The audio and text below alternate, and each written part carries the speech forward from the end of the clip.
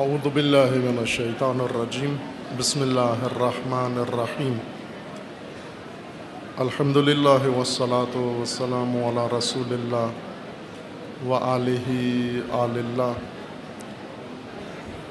واللعنۃ الدائمۃ علی اعدائہم اعداء اللہ من یوم عداوتہم الی یوم لقاء اللہ اما بعد فقال اللہ تبارک و تعالی فی کتابہ المجید و فرقانہ الحمید اعوذ باللہ من الشیطان الرجیم قد خلت من قبلکم سنن فسیروا فی الارض فانظروا کیف کان عاقبۃ المکذبین ھذا بیان للناس وہدی وموعظۃ للمتقین صدق اللہ العلی العظیم۔ سنن الہی ہدایت انسان کے لیے قرآن کریم میں الہی قوانین اور ضابطے جن کے مطابق انسان نے زندگی بسر کرنی ہے، ان میں سے ایک اہم قانون اللہ کا سنت عہد ہے۔ سنت عہد خداوند تبارک و تعالیٰ نے تاکید کے ساتھ قرآن کریم میں ذکر فرمائی ہے، اور یہ بنیادی قوانین و سنن الہی میں سے ہے جس کے ذریعے سے سارا نظام دین قائم ہے۔ اگر یہ ایک سنت قائم کر لی جائے مکمل دین کا نظام قائم ہو جاتا ہے، اور یہ ایک سنت اگر انسان چھوڑ دے، یہ ایک قانون ترک کر دے، مکمل دین اس کے ہاتھ سے نکل جاتا ہے، چھوٹ جاتا ہے۔ جس طرح رسول اکرم صلی اللہ علیہ وآلہ وسلم کا فرمان ہے، لا دین لمن لا عہد لہ، جس کا عہد نہیں ہے اس کا کوئی دین نہیں ہے، وہ بغیر عہد کے دین صرف ایک تصور ہے اور صرف ایک ذہنی تصویر ہے۔ حقیقتاً دین عہد سے انسان کو حاصل ہوتا ہے۔ عہد کا مطلب یہ ہے کہ خداوند تبارک و تعالیٰ نے انسان کے لیے فرائض مقرر کیے ہیں، ذمہ داریاں انسان کے ذمہ لگائی ہیں، کچھ عہد و پیمان انسان کے ساتھ کیے ہیں اس زندگی کے اندر، جن کو انسان نے پورا کرنا ہے، قبول کیا ہے اور انہیں وفا کرنی ہے۔ وفائے بالعہد انسان کے لیے سب سے بڑی سعادت ہے، اس کے مقابلے میں نقض عہد ہے۔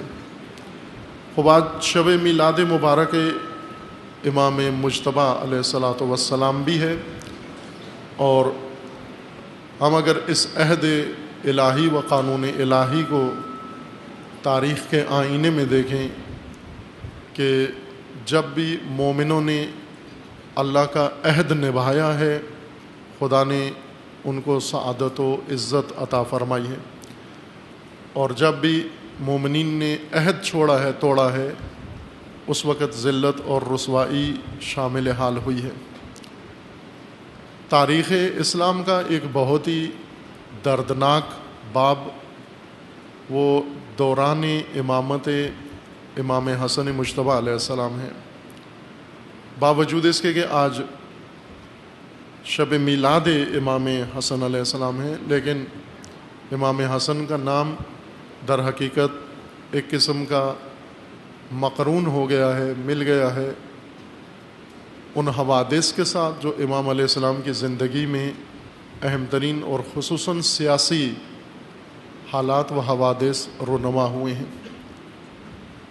امام علیہ السلام کے زمانے میں جو مسائل پیش آئے ان میں سنت عہد بہت دخیل ہے۔ شہید بزرگوار شہید صدر رضوان اللہ تعالی علیہ نے امام مجتبیٰ علیہ السلام کے زمانے کے حالات کا تجزیہ اور صلح امام کا تجزیہ کرتے ہوئے امام کے زمانے کے لوگ اور مومنین اور امام کے ساتھیوں اور حامیوں کے متعلق یہ تجزیہ فرمایا ہے کہ وہ بے ارادہ لوگ تھے، صاحبان عزم نہیں تھے، اور متعہد لوگ نہیں تھے. فوج تھی، حامی تھے، ماننے والے تھے، لیکن ان میں متعہد لوگ نہیں تھے. اور اگر امام کو متعہد فوج نہ ملے، متعہد پیروکار نہ ملیں، اس کا انجام یہ ہوتا ہے کہ طاغوت غلبہ پا لیتا ہے، طاغوت حاکمیت لے لیتا ہے اور طاغوت چھا جاتا ہے. متعہدین کے نہ ہونے سے یا مومنین کے عہد و تعہد پورا نہ کرنے سے میدان طاغوت کے حوالے ہو جاتا ہے، طاغوت کے سپرد ہو جاتا ہے، اور امام کو میدان سے، میدان حاکمیت سے، میدان سیاست سے، میدان حکمرانی و حکم فرمائی سے باہر کر دیا جاتا ہے. یہ تلخ ترین باب ہے. امام علیہ السلام کے ساتھ جو لشکر تھی، فوج، وہ وراثت میں امیر المومنین سے وہ فوج ملی تھی امام حسن علیہ السلام کو. اور امام علی کی فوج کے بارے میں علی علیہ السلام نے نہج البلاغہ کے متعدد خطبات میں ان کی حقیقت اور ان کی صورتحال بیان فرمائی ہے. وہ کن آفات کا شکار تھے، اور سب سے بڑی آفت ان کے اندر یہ تھی کہ وہ وفا نہیں کی، انہوں نے عہد کی. علی علیہ السلام نے فرمایا کہ 3 طبقات امیر المومنین کے مقابلے میں آئے اور چوتھا طبقہ امیر المومنین کے ہمراہ تھا. 3 طبقے امیر المومنین کے، 3 حزبیں، 3 جماعتیں علی کے مقابلے میں 3 پارٹیاں تھیں. حزب مارکین، حزب قاسطین اور حزب ناقصین، سے کے ساتھ. ناقصین، نقص، توڑنے والے، بیعت توڑنے والے. نقض بھی توڑنے کو کہتے ہیں اور نقص بھی توڑنے کو کہتے ہیں. کوئی چیز مضبوط باندھ دی جائے، میثاق کر لیا جائے، بیعت کر لی جائے، عہد و پیمان کر لیا جائے اور پھر اسے توڑ دیا جائے، چھوڑ دیا جائے، اس کو عربی زبان میں نقص کہتے ہیں. اور ناقص جو عہد کو توڑ دیتا ہے، پیمان کو توڑ دیتا ہے. علی علیہ السلام کے مقابلے میں ایک حزب ناقصین ہیں، اصحاب جمل، جنہوں نے جنگ جمل لڑی ہے علی علیہ السلام کے خلاف. ان میں سے اکثریت نے امیر المومنین کے ہاتھ پہ بیعت کی تھی، خصوصاً جنگ کے سربراہوں نے اور سرغنوں نے پہلے بیعت کی تھی، عہد کیا تھا سب کے سامنے ملائے عام میں، اور پھر عہد و بیعت توڑ دی. اس وجہ سے امیر المومنین نے ان کو ناقصین کہا ہے، عہد شکن و بیعت شکن لوگ. اور یہی ناقصین مقابلے میں تھے، امام علی کے آخر تک رہے. ابتدا میں بیعت کی، پھر توڑی، اور پھر مقابلے میں آ گئے دشمن کے طور پر، اور ان کی دشمنی وراثت میں منتقل ہو گئی امام حسن مجتبیٰ علیہ السلام کو. حزب مارقین خوارج تھے جو امیر المومنین کی فوج کا حصہ تھے، اور بدعہدی کر کے یہ بھی جنگ صفین میں دھوکے میں آئے، دشمن کی چال کے دھوکے میں آ کر امیر المومنین کے مقابلے میں آئے اور دشمن بنے. تیسری حزب و پارٹی وہ حزب قاسطین ہے، ظالم طبقہ، جفاکار، اقتدار پرست. ان کا سربراہ معاویہ تھا مدینہ کے اندر، شام کے اندر، اور اس نے شروع سے ہی بغاوت کی امیر المومنین کے مقابلے میں، اور حزب قاسطین کی سربراہی کی. اور باقی احزاب نے جو کچھ کیا، باقی پارٹیوں کی کارکردگی جیسے ناقصین و مارقین، ان کی بدعہدیوں کا نتیجہ بھی اس پارٹی نے لے لیا، حزب قاسطین نے. اور آخرکار اقتدار امام حسن سے منتقل ہو گیا اس طاغوت کی طرف.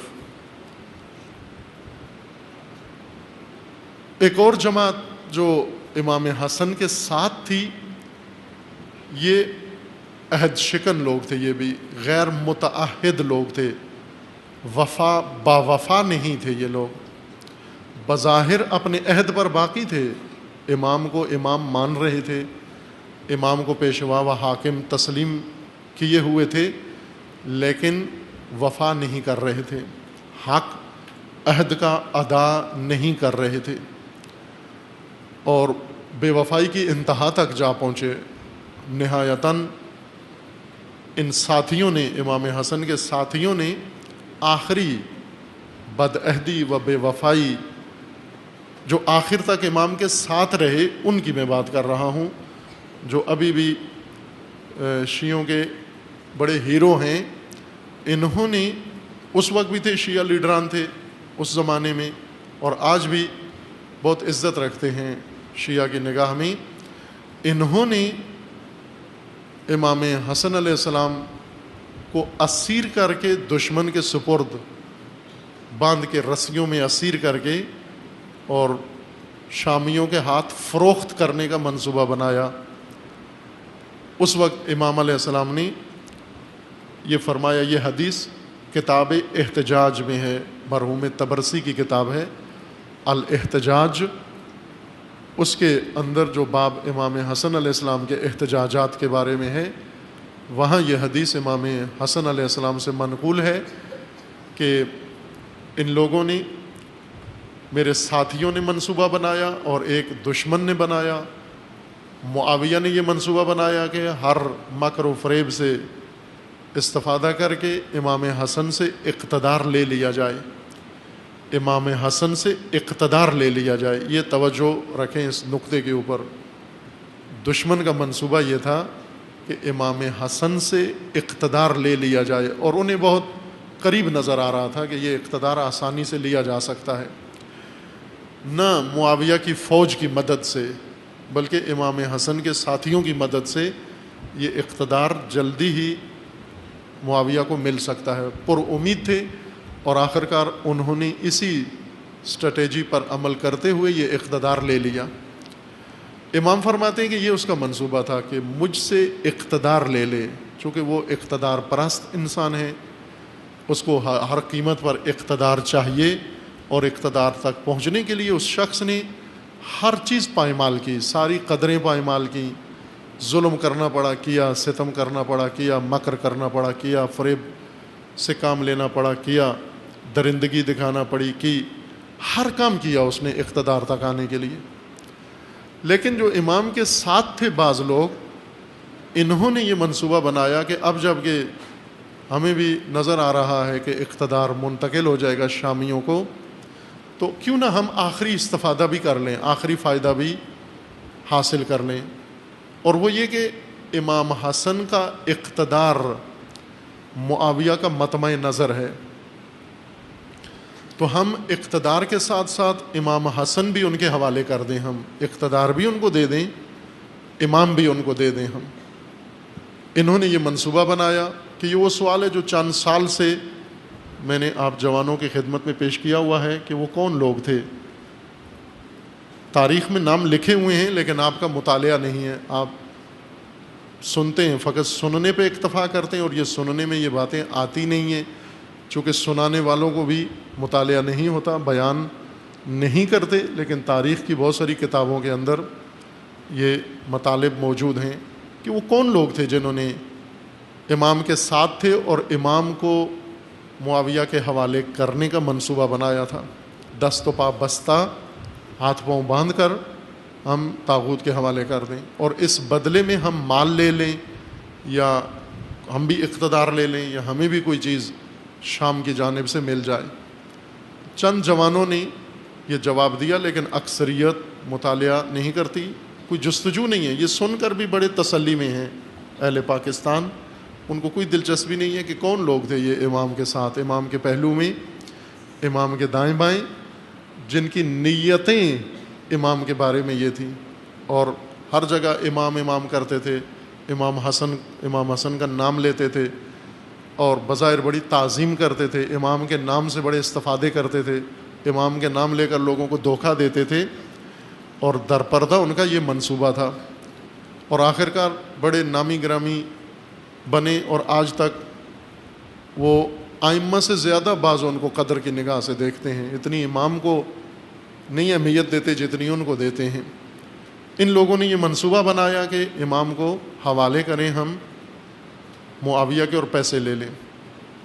امام فرماتے ہیں جب میں نے یہ دو منصوبے دیکھے تو مجھے دشمن کا منصوبہ بہتر لگا، چونکہ دشمن فقط اقتدار کا خواہاں تھا، امام حسن کا خواہاں نہیں تھا، لیکن ساتھیوں کا منصوبہ یہ تھا کہ اقتدار بھی ادھر چلا جائے اور امام بھی ادھر چلے جائیں اور ہمیں دونوں کے بدلے معاوضہ مل جائے، اقتدار کا بھی معاوضہ ملے اور امام کو ان کے حوالے کرنے کا بھی معاوضہ ملے۔ یہ لوگ تھے امام کی فوج کے اندر، نہ صرف متعہد نہیں تھے بلکہ مکار، دشمن سے بدتر، منافق، در پردہ کچھ اور تھے، ظاہر انہوں نے اپنا کچھ اور بنایا ہوا تھا، ظاہر لبادہ اور اڑا ہوا تھا۔ عہد شکنی ان کی سب سے بڑی خصلت تھی، بے وفائی، وفائے بالعہد کی تعلیم نہیں دی گئی تھی، ایسا دین نہیں پڑھایا گیا تھا جس میں عہد کا بھی نام آتا ہو، جس میں ذکر عہد آتا ہو اور جس میں وفائے بالعہد کا بھی کوئی سبق ہو، ایسا دین کسی نے نہیں پڑھایا تھا۔ جیسا آج ایسا دین کوئی بھی نہیں پڑھاتا جس میں عہد کی بات آ جائے، تعہد کی بات آ جائے اور وفائے بالعہد کی بات آئے، اس دین کا ذکر کوئی بھی نہیں کرتا، بلکہ وہ دین زیادہ ذکر کیا جاتا ہے جو علماء یہود اپنے پیروکاروں کو دیتے تھے کہ تمہیں کسی عہد کی ضرورت نہیں، نہ کوئی تمہارا عہد ہے، نہ کسی نے کیا ہے، نہ تم نے کیا ہے، اور نہ ہی تمہیں کسی عمل کی ضرورت ہے، نہ ہی کسی ذمہ داری کی ضرورت ہے، تم سرے سے ذمہ دار نہیں ہو، کسی چیز کے ذمہ دار نہیں ہو۔ یہ دین سکھایا گیا ہے اور لوگ اس لیے نہ ذمہ داری کی طرف آتے ہیں، نہ ذمہ داری اپنے دوش پہ لیتے ہیں، نہ ذمہ داری نبھاتے ہیں، نہ ذمہ داری کے ساتھ وفا کرتے ہیں، اور مطمئن ہیں کہ ہم نجات یافتہ ہیں، دنیا میں بھی اور آخرت میں بھی یہ دونوں ہماری ہیں کہ ہمارے علاوہ کسی نے بہشت میں اور جنت میں نہیں جانا۔ یہ بات آپ عزیزان معیار دین کے طور پر ذہن میں رکھیں، دین کو معیاروں سے پہچانیں، آپ نعروں سے نہیں پہچانا جا سکتا، شعاروں سے دین نہیں سمجھا جاتا، معیاروں سے دین کی پہچان کریں۔ دین کا ایک معیار یہ ہے کہ دین کی اساس، دین کی رکنیت، دین کی بنیاد عہد پر ہے، ذمہ داری پر ہے۔ ہر وہ بات جو آپ سے ذمہ داری کو لے رہی ہو کہ آپ ذمہ دار نہیں ہیں اور آپ کو عہد و ذمہ داری کے باب میں رخصت دے رہے ہوں، چھٹی دے رہے ہوں، مہلت دے رہے ہوں کہ آپ سے ذمہ داریاں نہیں لی جائیں گی اور نہیں مانگی جائیں گی، آپ یقین جان لیں کہ یہ بات دین کی نہیں ہے۔ جو فتویٰ آپ سے عہد اٹھا رہا ہے یہ فتویٰ دین کا فتویٰ نہیں ہے، اسلام کا فتویٰ نہیں ہے۔ اور جو شخص آپ کو دین کی بات کرتا ہے، آیت سناتا ہے، روایت سناتا ہے، حدیث سناتا ہے، قصہ سناتا ہے، کہانی سناتا ہے، خواب سناتا ہے، افسانہ سناتا ہے، اور اس کا نتیجہ یہ نکلتا ہے کہ آپ ذمہ دار نہیں ہو، یہ دین کی بات نہیں کر رہا بلکہ بے دینی کی بات کر رہا ہے، ہمیں دین سے باہر جانے کے لیے کہہ رہا ہے۔ امام خمینی رضوان اللہ تعالی علیہ جب عراق میں نجف میں جلا وطن تھے اور وہاں اپنی دینی، فقہی اور فقیہی ذمہ داریاں، رہبرانہ ذمہ داریاں ادا کر رہے تھے، عراق میں رہ کر انقلاب کو ایران میں قیادت کر رہے تھے، رہبری کر رہے تھے۔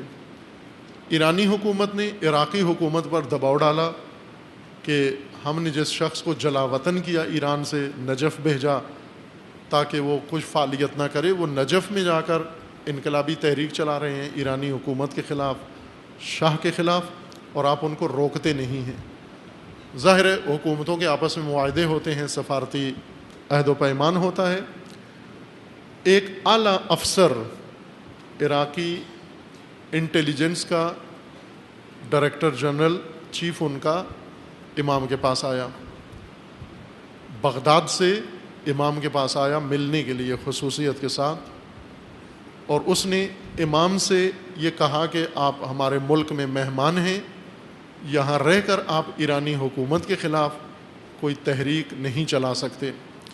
آپ کو عراقی قوانین کی پابندی کرنی ہوگی اور آپ کو یہاں خاموشی سے بیٹھنا ہوگا. اپنی نمازیں پڑھیں, روزے رکھیں, وضو کریں, درس دیں, لیکن سیاسی کوئی عمل نہیں کرنا, حکومت کے بارے میں کوئی فعالیت نہیں کرنی. ورنہ اس نے یہ ساتھ دھمکی دی, ورنہ میں مجبور ہو جاؤں گا اپنے فرائض پر عمل کروں, چونکہ میرا فریضہ ہے عراق میں رہ کر لوگوں کو محدود رکھوں اور کوئی دوسری حکومت کے ساتھ کسی قسم کی الجھن نہ بننے دوں. امام نے کہا کہ بہت اچھی بات ہے, تو ایک فرض شناس افسر ہے اور اپنے فرائض پر عمل کرنا چاہتا ہے, جو تیرا عہد ہے, جو ذمہ داری ہے, تو نبھا رہا ہے. حکومتی ذمہ داری تھی, تو آ کر مجھ سے یہ مطالبہ کرے, یہ بات کرے, اور کر کے تو جا رہا ہے. تو نے اپنا فریضہ ادا کر دیا ہے, لیکن یہ تیری بدقسمتی ہے کہ تیرا واسطہ ایک ذمہ دار فقی سے پڑا ہے, ایک متعہد فقی تیرے مقابلے میں ہے. اگر غیر متعہد ہوتا, غیر ذمہ دار فقی ہوتا, تو آ کر اس کو کہتا چپ کر کے بیٹھ جاؤ, وہ چپ ہو جاتا. امام نے کہا ٹھیک ہے, تو تیرا عہد حکومت کے ساتھ ہے, میرا عہد خدا کے ساتھ ہے. تیرے اوپر حکومتی ذمہ داریاں ہیں تو وہ ادا کر, میرے دوش پر خدا کی ذمہ داریاں ہیں, میں نے وہ ادا کرنی ہیں. میں بھی فرض شناس ہوں, میں اپنا کام کرتا ہوں, تو اپنا کام کر. زیادہ سے زیادہ تم نے مجھے اس ملک سے نکال دینا ہے. اور آخر ایسے ہی ہوا. امام نے ان کے کہنے پر خاموشی اختیار نہیں کی, اپنی تحریک چلائی, بلکہ تیز تر کر دی. اور انہوں نے آخرکار امام کو کہا کہ آپ عراق سے نکل جائیں. امام عراق سے نکلے کویت جانے کے لیے. کویتیوں نے ویزا دے کر بارڈر بند کر دیا اور کویت میں امام کو داخل ہونے نہیں دیا. وہاں سے امام نے پھر پیرس کا رخ کیا, فرانس کا, کہ کچھ 14 مہینے وہاں پر امام نے قیام کیا, 14-15 مہینے. یہ کیا تھا؟ وفائے بالعہد, متعہد انسان, ذمہ دار انسان. وطن چھوڑ سکتا ہے, ذمہ داری نہیں چھوڑ سکتا. قوم چھوڑ سکتا ہے, ذمہ داری نہیں چھوڑ سکتا. حوزہ چھوڑ دیتا ہے, ذمہ داری نہیں چھوڑتا. آرام و آسائش چھوڑ دیتا ہے, ذمہ داری نہیں چھوڑتا. عراق و نجف چھوڑ دیتا ہے, ذمہ داری نہیں چھوڑتا, عہد نہیں چھوڑتا. سب کو چھوڑ دیا. جہاں سے کہا ذمہ داری چھوڑ دو ورنہ یہاں نہیں رہ سکتے, کہا نہ, میں اس مکان و محل کو چھوڑ سکتا ہوں, ذمہ داری نہیں چھوڑ سکتا, ناقض عہد نہیں بن سکتا. میرا عہد ہے خداوند تبارک و تعالیٰ کے ساتھ. اگر متعہد انسان ہو, رہبر خود متعہد ہو اور اس کے ساتھی بھی متعہد ہوں, ذمہ دار ساتھی ہوں. امام خمینی کے ساتھیوں میں سے ایک ساتھی, ایک شہید بزرگوار شہید ہو گئے, خدا رحمت کرے انہیں, سیاد شیرازی رحمت اللہ علیہ. ویسے پیشہ ور فوجی تھا, لیکن ایک نامدار عارف, سالک, اہل اللہ, آرمی میں رہ کر, فوج میں رہ کر وہ معرفت کے بہت اعلیٰ بلند درجات پر فائز تھا. یہ بزرگوار جب امام نے صلح کی, امام خمینی نے صلح کی عراق کے ساتھ, صدام کے ساتھ, عالمی طاقتوں نے دباؤ ڈالا اور حالات ملک کے اندر اور باہر ایسے بنے, امام نے صلح کر لی اور ساتھ کہہ بھی دیا کہ یہ صلح نہیں ہے بلکہ زہر کا پیالہ ہے جو میں پی رہا ہوں, زہر پی رہا ہوں. یہ اس جملہ بھی ساتھ اپنے پیغام میں لکھا اور ابھی بھی موجود ہے دستاویز کے طور پر, کہ میں زہر کا پیالہ پی رہا ہوں. اب یہ جملہ سب نے سنا کہ امام کو بہت دکھ ہوا, تکلیف ہوئی. انہوں نے یہ تفسیر کی کہ امام کے لیے صلح کرنا بہت دشوار تھا, بہت تلخ تھا, بہت سخت تھا. زہر سے تشبیہ دینے کا یہ مطلب ہے. لیکن یہ بزرگوار شہید, یہ پہلے فوج کے کمانڈر رہ چکے تھے, اور ان دنوں بھی جب امام نے صلح کی اس وقت بھی ان کی اہم ذمہ داریاں تھیں. اس کے بعد سے یہ امام کی خدمت میں جانے سے گریز کرتے تھے, حاضر نہیں ہوتے تھے امام کے سامنے.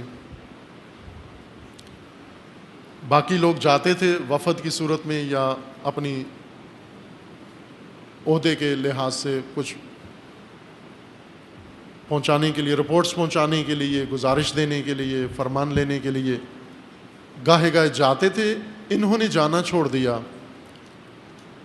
اور جب محسوس ہو گیا کہ یہ کترا رہے ہیں، گریز کرتے ہیں امام کے پاس جانے سے، اس واقعے کے بعد تو کچھ لوگوں کو تشویش ہوئی. ظاہراً امام یا امام کے دفتر میں بھی اس کو محسوس کیا گیا کہ سیاد شیرازی کتراتے ہیں ابھی امام کا سامنا کرنے سے. بہرکیف اب باقی دقیق تفصیل میرے ذہن میں نہیں کیسے ان سے پوچھا گیا. بہرکیف جب استفسار ہوا، ظاہراً انہوں نے خط لکھ کے میرے خیال میں اپنے عمل کی توجیہ کی اور یہ کہا کہ میں کس منہ سے اپنے رہبر کے سامنے جاؤں کہ میری موجودگی میں میرے رہبر کو زہر کا پیالہ پینا پڑا. سیاد زندہ ہو اور خمینی زہر کا پیالہ پیے، یہ سیاد کو اس بات کی جرت نہیں دیتا کہ میں رہبر کے سامنے جا کر کیا چہرہ دکھاؤں، کیا منہ دکھاؤں. کا شرمندگی ہے، شرمساری ہے، ندامت ہے. اس حیات کا کیا فائدہ کہ میں موجود ہوں، زندہ ہوں اور میرا رہبر زہر کا پیالہ پیے. بعض ایسے ڈھیٹ بھی ابھی بھی موجود ہیں جو یہ کہتے ہیں کہ یہ ہم نے کروائی ہے. اس کو ایک بہت اپنے لیے کارنامہ سمجھتے ہیں. ایک یہ بزرگوار ہے جو اس بات پہ نالاں و نادم اور اس بات پہ شرمندہ و شرمسار، اور مجھے نہیں معلوم اس کے بعد صلح کے بعد امام کے پاس گئے یا نہیں گئے، پھر بہت جلدی شہید بھی ہو گئے. وہ یہ ہوتے ہیں باوفا لوگ، یہ ہیں متعہد لوگ جنہوں نے عہد کیا ہے اپنے پروردگار کے ساتھ اور آخر دم تک اس عہد کو نبھایا ہے، سچ کر کے دکھایا ہے. جہاں عہد نہیں کر سکے پورا اپنا، شرمندگی ہوئی. البتہ ان کے بس میں بھی نہیں تھا. ظاہر ایک فرد یا ایک گروہ ان بہت سارے منافقوں کے مقابلے میں، دشمنوں کے شیاطین کے مقابلے میں، جیسے مالک اشتر علی کے مقابلے میں آ کر بیٹھے امیر المومنین کے سامنے، روئے، شرمندہ ہوں، پشیمان ہوں، نادم ہوں کہ مالک اشتر موجود ہو اور علی کو جنگ بند کرنا پڑے طاغوت کے ساتھ بد عہد و بے عہد لوگوں کی وجہ سے. امام حسن سب پر سب سے زیادہ ستم بد عہدی نے کیا، غیر ذمہ دار لوگوں نے کیا، بے وفاؤں نے کیا. نہتا کر دیا، تنہا چھوڑ دیا، بلکہ دشمن کے سپرد کرنے کا منصوبہ بنایا. اور عہد کے بغیر دین تبلیغ ہوا. پھر امامت کے ساتھ کوئی عہد نہیں رہا لوگوں کا. امامت کا نظام نہیں ہے، نہ ہو، کوئی شرمندہ نہیں ہے، کوئی پشیمان نہیں ہے، کسی کو ندامت نہیں ہے. صدیاں گزر گئی ہیں اور کوئی شرمندہ و پشیمان نہیں ہے، چونکہ متعہد نہیں ہے، باوفا نہیں ہے.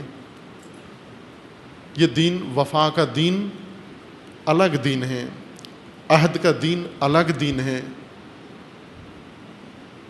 حاجتوں کا دین الگ ہے، رسموں کا دین الگ ہے،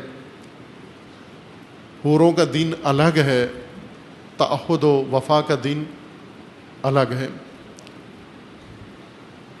دین کی اساس و بنیاد عہد پر ہے. رسول اللہ کو متعہد انسان ملے، دست و بازو بنے. رسول اللہ نے جاہلیت کو توڑ کر نظام الہی قائم کر دیا، اور جب لوگوں نے بد عہدی کی، بنا ہوا نظام الہی خراب کر دیا.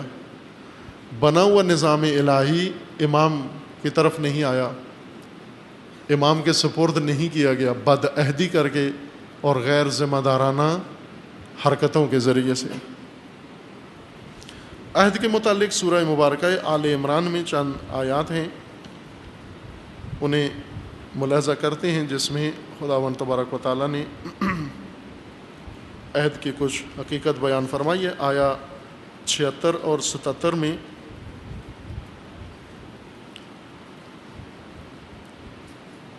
آیا 75، 76 اور 77 میں عہد کے بارے میں اللہ تعالیٰ کا فرمان ہے، وَمِنْ أَهْلِ الْكِتَابِ مَنْ إِنْ تَأْمَنْهُ بِقِنْطَارٍ يُؤَدِّهِ إِلَيْكَ وَمِنْهُمْ مَنْ إِنْ تَأْمَنْهُ بِدِينَارٍ لَا يُؤَدِّهِ إِلَيْكَ۔ اہل کتاب میں سے کچھ ایسے لوگ ہیں جن کو اگر آپ ایک پیسہ دیں، 1 روپیہ دیں امانت کے طور پر، وہ آپ کو واپس نہیں لوٹائیں گے۔ اور انہی اہل کتاب میں سے کچھ ایسے ہیں کہ جنہیں اگر آپ کروڑوں روپیہ دے دیں وہ آپ کو واپس لوٹا دیں گے۔ ان کے اندر 2 گروہ ہیں۔ ایک گروہ ایسا ہے جس کی سوچ یہ ہے إِلَّا مَا دُمْتَ عَلَيْهِ قَائِمًا ذَلِكَ، کیوں وہ آپ کو، ایک گروہ ہے جو 1 روپیہ دیں واپس نہیں لوٹاتا، اور ایک گروہ ایسا ہے جس کو کروڑوں روپیہ دیں واپس لوٹا دیتا ہے۔ ذَلِكَ بِأَنَّهُمْ قَالُوا لَيْسَ عَلَيْنَا فِي الْأُمِّيِّينَ السَّبِيلُ، ان کا تفکر و سوچ یہ ہے کہ مسلمانوں اور امیوں کا ہمارے اوپر کوئی حق نہیں ہے، ان کا کوئی حق نہیں بنتا۔ ہم ان کے کھیت قبضہ کر لیں ان کا کوئی حق نہیں، ہم ان کے پیسے لے لیں ان کا کوئی حق نہیں۔ جیسے ابھی اسرائیل فلسطینیوں کی سرزمین لے لے، کہتا ہے فلسطینیوں کا کوئی حق نہیں، ان کے گھروں پہ قبضہ کر لیتا ہے، کہتا ہے ان کا کوئی حق نہیں، ان کے کھیت و فصلوں پہ قبضہ کر لیتا ہے اور کہتا ہے ان کا کوئی حق ہم پر نہیں بنتا، یہ ہمارا ہے۔ ایک یہ گروہ ہے ان کا۔ وَيَقُولُونَ عَلَى اللَّهِ الْكَذِبَ وَهُمْ يَعْلَمُونَ، بلا، اس کے بعد ہے مَنْ أَوْفَى بِعَهْدِهِ وَاتَّقَى فَإِنَّ اللَّهَ يُحِبُّ الْمُتَّقِينَ، جس نے وفا کی عہد کے ساتھ اور تقوی اختیار کیا، وہ جان لے کہ خدا متقیوں کو پسند کرتا ہے۔ اللہ کے پسندیدہ بندے، اللہ کی پسندیدہ مخلوق، دونوں طرح کی مخلوقات ہیں، ایک اللہ کی پسندیدہ مخلوق ہے اور ایک ناپسندیدہ مخلوق۔ ناپسندیدہ مخلوق شر الدواب، شر الدواب عند اللہ، اللہ کے ہاں بدترین رینگنے والے درندے چرندے حشرے کون ہیں؟ جو عہد نہیں کرتے اور عہد کی وفا نہیں کرتے۔ کل پڑھیے یہ آیت آپ کے سامنے کہ بدترین مخلوق، ناپسندیدہ ترین انسان خدا کو بے عہد غیر ذمہ دار انسان ہے۔ اگر خلاصہ کر کے صراحت کے ساتھ بیان کریں، سب سے ناپسندیدہ ترین انسان خدا کے ہاں غیر ذمہ دار انسان ہے، جس کی کوئی ذمہ داری نہیں ہے۔ بعض لوگ ہیں انتہا درجے کے غیر ذمہ دار ہیں اور ساتھ محترم بھی ہیں، ڈیکوریشن پیس کی طرح۔ ڈیکوریشن پیس گھر میں ہوتا ہے یا کسی میوزیم میں رکھا ہوتا ہے، اس کو کوئی کردار نہیں ہے، کوئی کام نہیں ہے، لیکن سب اس کو قیمتی سمجھتے ہیں کہ بڑا قیمتی چیز ہے ڈیکوریشن پیس۔ غیر ذمہ دار محترم وہ زینتی شے کی طرح ہیں، ڈیکوریشن پیس کی طرح ہیں، بے فائدہ۔ مثلا آپ کے گھر میں کوئی ڈیکوریشن کی چیز رکھی ہوئی ہے، نہ اس میں آپ پکا سکتے ہیں، نہ اس میں آپ کھا سکتے ہیں، نہ اسے آپ پہن سکتے ہیں، نہ اسے استعمال کر سکتے ہیں، ہاتھ بھی نہیں لگانا، کیونکہ بہت قیمتی ہے یہ۔ ایسے قابل احترام لوگ بہت ہیں، قابل احترام لوگ۔ مثلا ایک قبیلے کے اندر، قوم کے اندر یہ سب سے محترم شخصیت ہے جس کی کوئی ذمہ داری نہیں ہے، جس کا کوئی رول نہیں ہے، جس نے کوئی عہد نہیں کیا ہوا، جو کوئی عہد نہیں نبھاتا، لیکن سب مجبور ہیں اس کا احترام کریں۔ ایسی شخصیات، علمی شخصیات جن کا کوئی کردار نہیں ہے، کوئی عہد نہیں ہے، کوئی ذمہ داری نہیں ہے، لیکن سب مجبور ہیں ان کا احترام کریں۔ شہید مطہری فرماتے ہیں کہ امت اسلامیہ ظالموں اور ڈاکیوں میں اتنی گرفتار نہیں ہے جتنی بد عہد اور غیر ذمہ دار زینتی شخصیات میں گرفتار ہے۔ انہوں نے امت کا راستہ روکا ہوا ہے، خود بھی نہیں کرتے، اور جو ان کی عقیدت میں گرفتار ہیں انہیں بھی کچھ نہیں کرنے دیتے، نہ ان سے کچھ کرواتے ہیں، نہ انہیں کہتے ہیں کچھ کرو، روکتے ہیں بلکہ ان کو. ایسے غیر ذمہ دار انسان. امام خمینی ایک واقعہ ایسے غیر ذمہ دار زینتی شخصیت کا بیان کرتے ہیں کہ وہ بہت بڑی شخصیت تھی، بڑے اعلیٰ درجے پر فائز تھے اور لوگ ان کی تقلید کرتے تھے. ان کو جب بتایا گیا کہ انقلاب ہو رہا ہے اور لوگ شاہ کے خلاف تحریک چلا رہے ہیں اور شہادتیں دے رہے ہیں، تو انہوں نے بہت ہی گھٹیا جملہ استعمال کیا. اس شخصیت نے ان شہداء کے بارے میں کہا یہ لوفر لفنگے اوباش آوارہ جوان ہیں، لونڈے لپاٹیے، یہ ان کو نہ کہو کہ یہ انقلابی ہیں، ایسے بے روزگار ہیں، ان کو کھانا دیتے ہیں، وہ کھانے کی وجہ سے آ جاتے ہیں. انہیں بتایا گیا کہ نہ ایسے، اس میں علماء دین بھی ہیں، اس میں یونیورسٹی اسٹوڈنٹس بھی ہیں، اس میں یونیورسٹی ٹیچر بھی ہیں، لیکچرر بھی ہیں، یہ تحریک چلا رہے ہیں اور شہادتیں بھی دے رہے ہیں، اسیر بھی ہو رہے ہیں. تو پھر فوراً اس سے بھی زیادہ گھٹیا جملہ اس شخص نے استعمال کیا اور یہ کہا کہ اگر اوباش نہیں ہے تو پھر خر ہیں، خر گدھے ہیں، پھر نافہم ہیں، پھر گدھے ہیں. اس کا مطلب ہے کہ جو امام خمینی کی بات سن کر روڈوں پہ نکل آ رہے ہیں، اس سے بھی گھٹیا جملہ استعمال کیا. اب توجہ فرمائیں کہ یہ شخصیت نمونہ ہے غیر متعہد زینتی انسان. ڈیکوریشن پیس ہے، اچھا بہت لگتا ہے لوگوں کو، لیکن غیر ذمہ دار، نہ اپنے دوش پہ کوئی ذمہ داری ہے نہ دوسروں کو ادا کرنے دے رہا ہے. اور جو ذمہ داری ادا کر رہے ہیں انہیں گھٹیا الفاظ سے اور پست الفاظ سے انہیں یاد کرتا ہے، پست ذہنیت کی وجہ سے. قرآن کریم نے بار بار ہر ماجرا ذکر کر کے یہ فرمایا ہے کہ خدا پسند کرتا ہے باعہد لوگوں کو، ذمہ دار لوگوں کو، متعہد انسانوں کو. یہی تقوی کی بنیاد بھی ہے. ذمہ داری لینا تقوی ہے، کچھ نہ کرنا، گھر میں بیٹھے رہنا، کوئی غلط کام بھی نہیں کرتا. غلط کام نہ کرنے سے خدا کا پسندیدہ انسان نہیں بنتے. جب تک عہد وفا نہ کرو، جب تک ذمہ دار نہ بنو. سب سے زیادہ پسندیدہ انسان جو وفائے بالعہد کرتا ہے، یعنی عہد کرتا ہے پھر اسے نبھاتا بھی ہے. بلا من اوفا بعہدہ، جو وفا کرتا ہے، ذمہ داری ادا کرتا ہے پوری مکمل، واتقا، اور تقوی کے ساتھ، فإن اللہ یحب المتقین، یہ متقی ہے اور خدا متقیوں کو پسند کرتا ہے. یہ لوگ خدا کے پسندیدہ ہیں. اور اتفاقاً ایسے لوگ، ذمہ دار لوگ، متعہد لوگ، مخلوق کے ناپسندیدہ ہو جاتے ہیں. لوگ ان کو پسند نہیں کرتے، وہ لوگ ان کو کہتے ہیں وقت ضائع کرتے ہیں، پاگل ہیں یہ ان کو اور کوئی نہیں سوچتا، یہ ہمیشہ راہ خدا میں ذمہ داریاں اللہ کی زیادہ نبھاتے ہیں. لوگ ان کو اتنا پسند نہیں کرتے. امیر المومنین بن نہج البلاغہ میں فرماتے ہیں کہ متقی جب اپنے تقوی کا سفر طے کرتا ہے، لوگ اسے پاگل کہتے ہیں، پاگل ہو گیا ہے.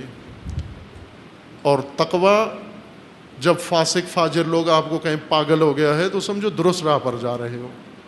جیسا امام فرماتے تھے اپنی قوم کو کہ جس دن امریکہ تمہاری مخالفت کر رہا ہو سمجھو ٹھیک جا رہے ہو، اور جس دن امریکہ نے تمہاری تعریف کر دی اسی دن یقین کر لو غلطی کوئی سرزد ہو گئی ہے تم سے، غلط راہ پر چل پڑے ہو، چونکہ امریکہ تمہاری تعریف کر رہا ہے. بلا من اوفا بعہدہ واتقى فإن اللہ یحب المتقین. ان الذین یشترون بعہد اللہ وایمانہم ثمنا قلیلا، جو لوگ وفا کرتے ہیں یہ خدا کے پسندیدہ ہیں، اور جو عہد خدا بیچ دیتے ہیں، عہد نہیں کرتے تاکہ فیس لیں، یا عہد کر کے چھوڑ دیتے ہیں اور رضائے عوام لیتے ہیں، خوشنودی عوام حاصل کرتے ہیں تاکہ فیس لیں. اولئک لا خلاق لہم فی الآخرہ، ان کا آخرت میں کوئی حصہ نہیں ہے، ذرا برابر آخرت میں جہنم کے علاوہ کوئی ان کو حصہ نہیں ملے گا. اور سب سے بدترین جہنم خدا نے ان عہد فروشوں اور عہد شکنوں کے لیے ذکر کی ہے اور عہد توڑنے والے بے وفاؤں کے لیے ذکر کی ہے. سب سے بڑی جہنم وہ نہیں ہے جہاں بھوکا رکھا جائے گا، سب سے سخت جہنم وہاں نہیں ہے جہاں آگ جل رہی ہوگی. سب سے زیادہ سخت جہنم وہ نہیں ہے جہاں پر انسان کو پیپ پلائی جا رہی ہوگی، جہاں پر انسان کو غلاظت میں رکھا جائے گا، جیسے بیان کیا جاتا ہے، لوگ جہنم کے حالات بیان کرتے ہیں کہ جہنم میں یہ سختی ہوگی، یہ ہوگا، یہ ہوگا۔ یہ جہنم کے سخت مراتب و درجے نہیں ہیں، علی علیہ السلام کا فرمان ہے۔ امیر المومنین فرماتے ہیں یہ برداشت ہو جاتی ہے، رب حبلی صبر تو علی حر نارک، وہ یہ ہو سکتا ہے، آگ کی گرمی برداشت ہو سکتی ہے، یہ ہو سکتا ہے تحمل، لیکن اس سے جو بڑی اور سخت جہنم ہے وہ برداشت نہیں ہوتی۔ وہ کون سی ہے؟ وہ ہے جہنم حرمان، جہنم محرومیت، وہ ہے جہنم کے خدا انسان کو نہ کلام کرے نہ دیکھے، خدا اپنے سے دور کر دے کسی کو، یہ سب سے سخت جہنم ہے۔ اسی کا ذکر بدعہد انسان کے لیے ہے۔ ایک جگہ پر ذکر ہے کہ ان شر الدواب عند اللہ، بدترین رینگنے والے خدا کے ہاں وہ ہیں جو عہد کر کے توڑ دیتے ہیں۔ یہاں پر ہے یہ لوگ جو عہد خدا کرتے ہیں، توڑ دیتے ہیں، بیچ دیتے ہیں، ثمن قلیل لے لیتے ہیں، معاوضہ لے لیتے ہیں، اولئک لا خلاق لہم فی الآخرہ، آخرت میں انہیں کوئی نصیب نہیں ملے گا، ولا یکلمہم اللہ، اللہ ان سے بات تک نہیں کرے گا، خدا کلام نہیں کرے گا ان سے، ولا ینظر الیہم یوم القیامہ، اور قیامت کے دن خدا نگاہ نہیں کرے گا ان کو۔ اس قدر پست ہیں وہ بد کہ خدا نگاہ کرنے کے لیے بھی ان کو تیار نہیں، خدا ان سے کلام کرنے کے لیے تیار نہیں ہے، اس قدر پست ہیں غیر ذمہ دار لوگ جن کے دوش پہ کوئی ذمہ داری نہیں، یا جنہوں نے ذمہ داری لی ہے اور ادا نہیں کی، یہ اتنے پست ہیں کہ خدا قیامت کے دن نہ نگاہ کرے گا ان کو، نہ کلام کرے گا ان کو۔ بہت سارے جہنمیوں سے خدا کلام کرے گا، یا ایھا الذین یا ایھا الکافرون، اے کافرو، کلام کر رہے خدا ان کے ساتھ، اے کافرو، اللہ بات کر رہے ان کے ساتھ۔ جہنمیوں سے خدا بات کرے گا، بعض اہل جہنم سے، لیکن غیر ذمہ داروں سے بات نہیں کرے گا۔ یہ سب سے تکلیف دہ جہنم انسان کے لیے یہ ہوگی۔ دنیا میں بھی ہے، بعض اوقات کسی کو سزا دی جاتی ہے، کوئی جسمانی تنبیہ کی جاتی ہے، سزا دی جاتی ہے، یہ سخت سزا نہیں ہے، سزا دیتے ہیں لیکن بات کرتے ہیں، ڈانٹ رہے ہیں، یہ ڈانٹنا بھی ایک لطف ہے، مہربانی ہے یہ ڈانٹنا۔ کیوں؟ بولا بات تو ہے نا، کلام تو کر رہے ہیں۔ ایک شخص جیل سے آزاد ہوا اور آ کر اپنے زندان کے حالات بتاتے ہوئے کہہ رہا تھا، شہید ہو گیا، خدا اس کو رحمت کرے، وہ یہ بتا رہا تھا کہ جیل میں انہوں نے مجھے پکڑ کے پہلے شکنجوں میں رکھا، کئی مہینے تک شکنجے دیتے تھے، الٹا لٹکاتے تھے، سخت ترین شکنجے، جان لیوا، برداشت سے باہر، اور میں آرزو کرتا تھا کہ خدایا کس دن ان شکنجوں سے مجھے نجات ملے گی۔ اور آخرکار شکنجے ختم ہوئے اور سزا ہو گئی، جیل ہو گئی، اور اس کے بعد انہوں نے مجھے قید تنہائی دی۔ ایک تنگ سی تاریک سی کوٹھڑی تھی، اس میں کوئی شکنجہ نہیں تھا، کچھ بھی نہیں تھا، دن رات اس تاریک کوٹھڑی میں بیٹھا رہتا تھا، مجھے پتہ نہیں ہوتا تھا دن کب چڑھتا ہے، رات کب ہوتی ہے، وقت کیا ہوا ہے، کیا نہیں ہوا، کچھ پتہ نہیں تھا۔ اور وہ اتنا بڑا شکنجہ تھا کہ میں نے ایک دن، کہتے ہیں وہ دماغ پھٹنے لگا تو اس کوٹھڑی کا دروازہ پیٹنے لگا میں، اور نگہبان آیا اور اس نے آگے پوچھا کیا ہوا ہے، تو میں نے اسے کہا کہ مجھے اس کوٹھڑی سے نکال کے دوبارہ شکنجوں والی کمرے میں لے جاؤ اور شکنجے دو مجھے۔ تو اس نے کہا تو پاگل ہو گیا ہے، شکنجے؟ اس نے کہا ہاں وہ بہتر ہے، چونکہ ایک بندہ تو ہے وہاں، بات تو کرتا ہے، مجھے گالی تو دیتا ہے، مار تو رہا ہے مجھے، کوئی ہے جو میرے سامنے ہے، یہاں تو میں مر رہا ہوں اس تنہائی میں، بات کوئی نہیں کر رہا میرے ساتھ۔ اس نے کہا میں جتنا اس تنہائی میں بیزار ہوا اتنا شکنجوں میں نہیں ہوا، شکنجے بہت رحمت نظر آنا شروع ہوئے۔ عزیز من، ہوتا ہے یہ کام۔ بعض لوگ ایسے ہیں جنہیں گھر میں، مدرسے میں تنبیہ ہو جاتی ہے، اسکول میں تنبیہ ہوتی ہے، خوب یہ خوش ہوں کہ ہم سے کم از کم بات تو کی گئی ہے، ڈانٹا تو گیا ہے ہمیں، ہم سے مدیر نے، ہم سے مسئول نے، استاد نے، ماں نے، باپ نے کلام تو کیا ہے، اگرچہ وہ ڈانٹ ہے، وہ تنبیہ ہے، لیکن بات تو کی ہے۔ سب سے زیادہ نفرت کا اظہار یہ ہے کہ اسے بات تک نہ کریں، وہ چھوڑ دیتے ہیں بعض۔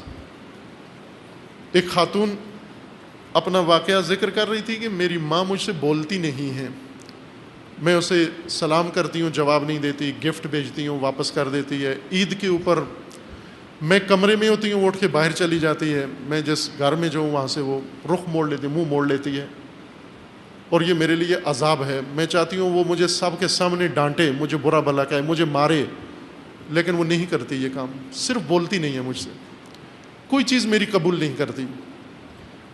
مجھے نہیں معلوم تھا، میں نے ویسے بات سن کر ہی، مزید کوریدہ نہیں اس کو، لیکن یہ اسے کہا کہ مجھے یہ لگتا ہے کہ تو نے ماں کا دل توڑا ہے، دل شکستہ ماں یہ کام کرتی ہے، ورنہ ناراض ماں یہ کام نہیں کرتی۔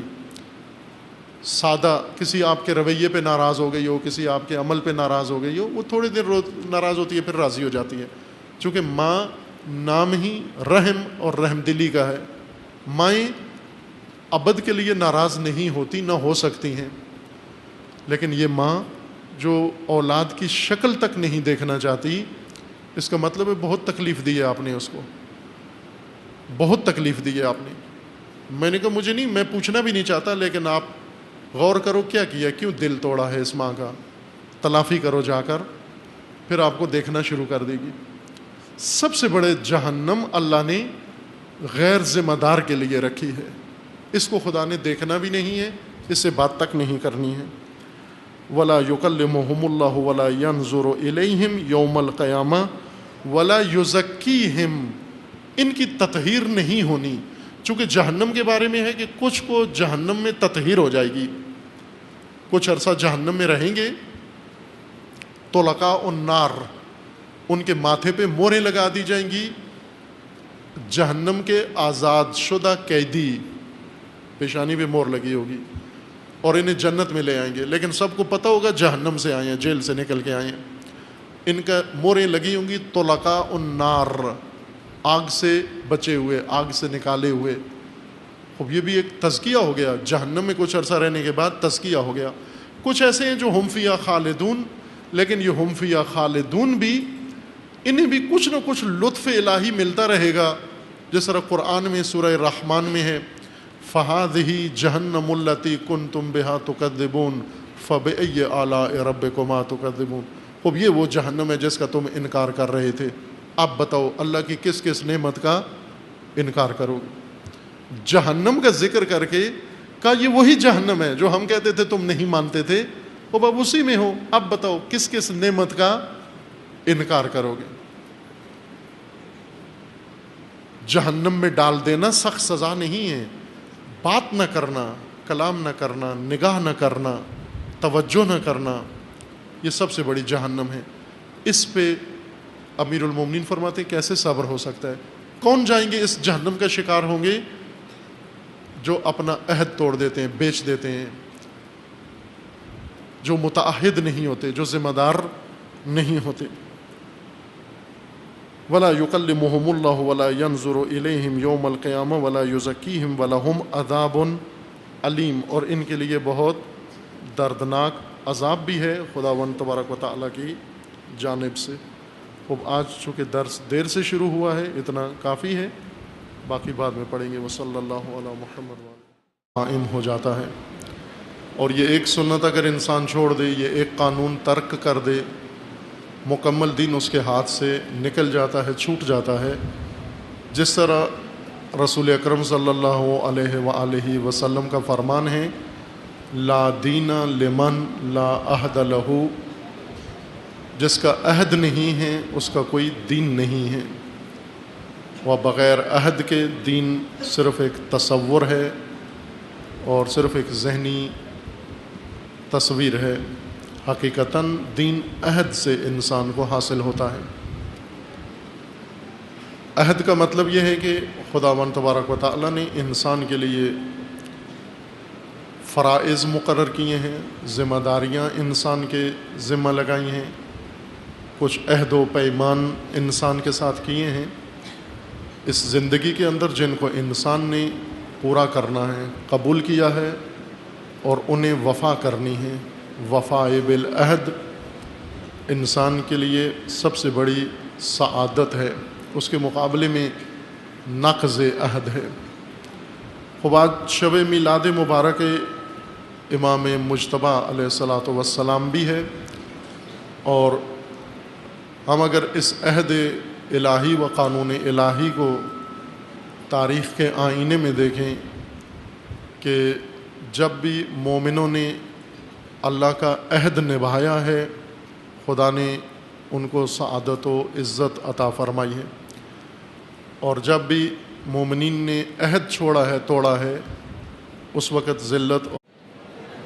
اعوذ باللہ من الشیطان الرجیم، بسم اللہ الرحمن الرحیم،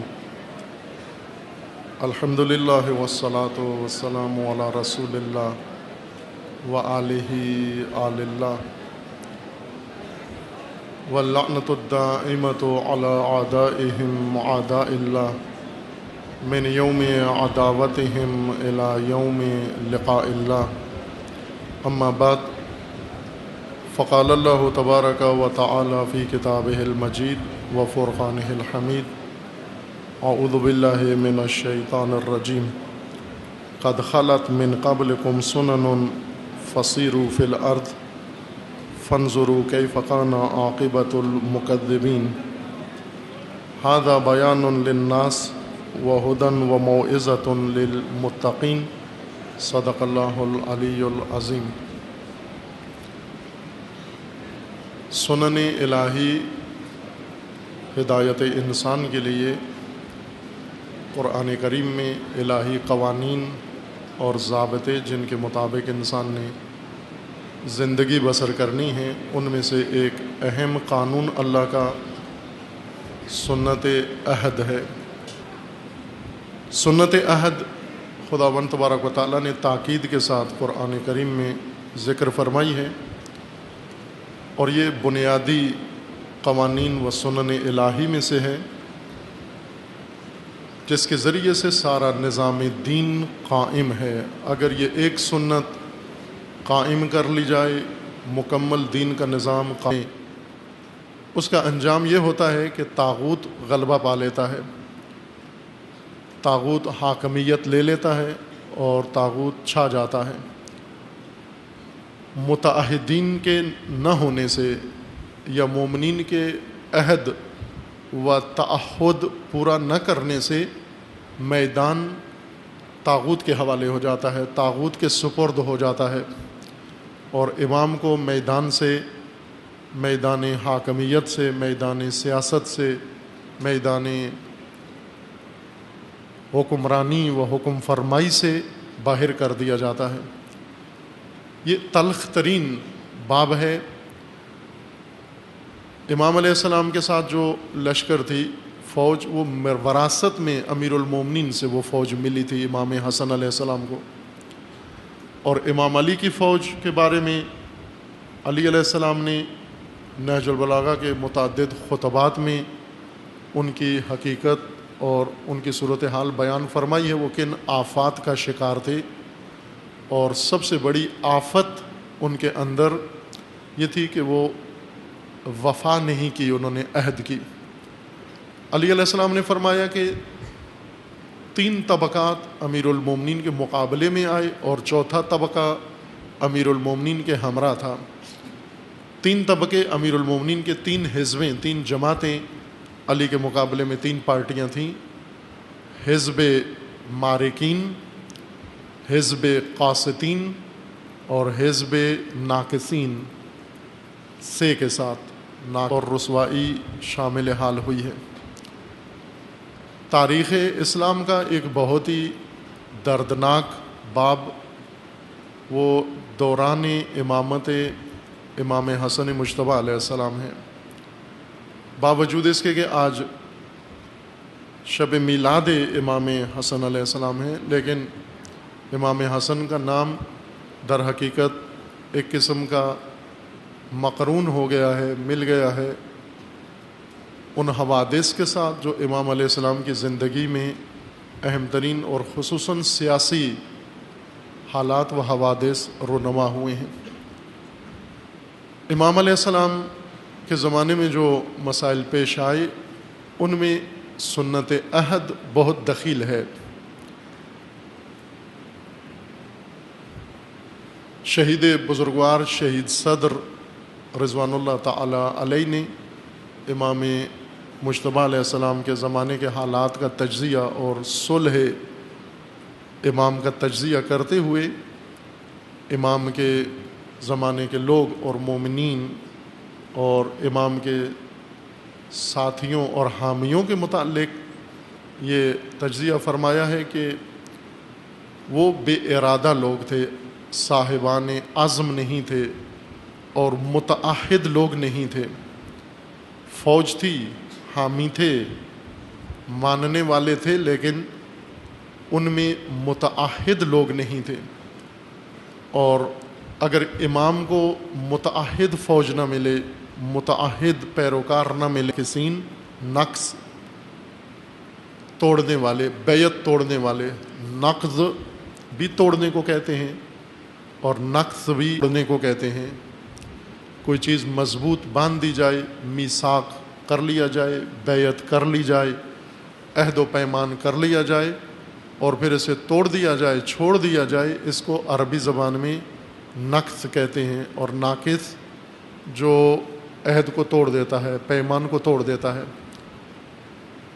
علی علیہ السلام کے مقابلے میں ایک حزب ناقصین ہیں، اصحاب جمل، جنہوں نے جنگ جمل لڑی ہے علی علیہ السلام کے خلاف۔ ان میں سے اکثریت نے امیر المومنین کے ہاتھ پہ بیعت کی تھی، خصوصاً جنگ کے سربراہوں نے اور سرغنوں نے پہلے بیعت کی تھی، عہد کیا تھا سب کے سامنے ملائے عام میں، اور پھر عہد و بیعت توڑ دی۔ اس وجہ سے امیر المومنین نے ان کو ناقصین کہا ہے، عہد شکن و بیعت شکن لوگ۔